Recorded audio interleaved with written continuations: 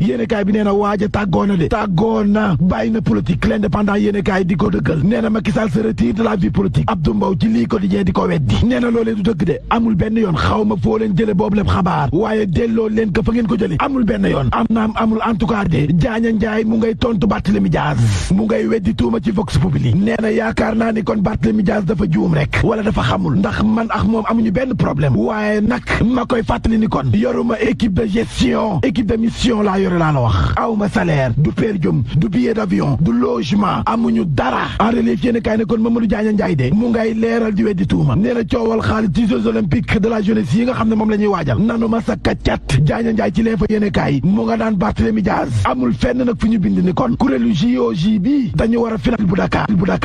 ñu xamee ko noonu te Ibrahima Wade mii ngeen di ngawte yorul sax benn auto de fonction te manit bi ñu ma bëggee daggal salaire dafa mel ni li laa xamoon dama lànk ba tëddi suuf lii laa bëgg mu leer ndax bu kenn yàq sama liggéey laa la wax que liggéey ba Sonko ni ko gongo le point info nee na moo di ministre Olivier Boucal yéenekaay bi nee na waa ji de si kanamu gaaña la ko Sonko jaajëfal félicité ko ne ko neexul ba neex waaye yaa ngi liggéey de nee na ko Olivier mu ne ko Boucal am nga sama ngërëm laa la wax am nga sama jaajëfal nee na ko sans vouloir nag froisser tous les ministres jàppal ne kon ci juróom-ñetti weer yi ñu fi toogagum ci nguur gi wane nga sax jàmbarte xaw ma ku liggéeyul waaye yaa ngi doxal ña doon doxal bëgg a ñaxtu le 31 décembre moo di jigéen ñi waaw féministes yi seen doxum ñaxtu dung googee nga xam ne moom la ñu bëggoon amal du mujjee am de gaaña doon waajal ngi dem seetaani bi boo ñu rëgal préfet bu Dakar ci l'indépendant yéenekaay nee na dañu koy tere ci miim réew waaw doxum ñaxtu féministes yi nga xam ne moom la ñu bëggoon amal te duñu sol dara dung la ñuy def marche nuit le 31 décembre la ñu wote woon góor ñu bari jàppe woon ko nag seen cadeau Noël doon sa daas fanaanal bi boo ngeen xam ne njuy la waaw luppe 2024 préfet bu Dakar nee na leen jigéen ñu def dungu bëgg doxum ñaxtu moom fii ci réew mi Sénégal antanagul loolu kon mu ngoog dig da ci seen ka jaa ngeen jëf